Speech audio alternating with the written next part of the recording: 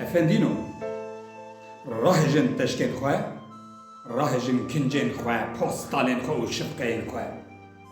Çiyê we hebe li ser vê axê û we çi anî be bixwere, tank, top, tiving, teyare û we çi ava kiribe.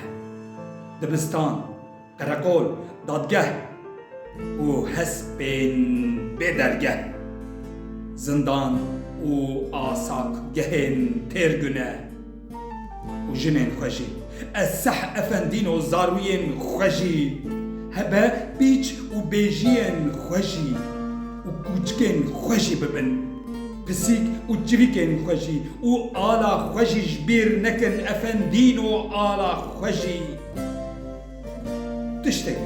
Tiştekî nehêlin ji kerema xwe.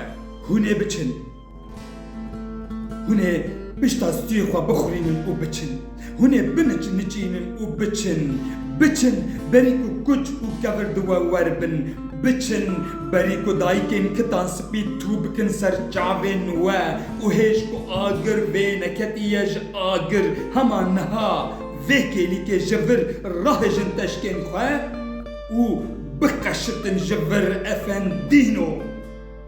Hûn ê biçin efendîno, hûn ê biçin berî ku hûn bisekitin hema niha rahêjin teşkên xwe û bikeşidin.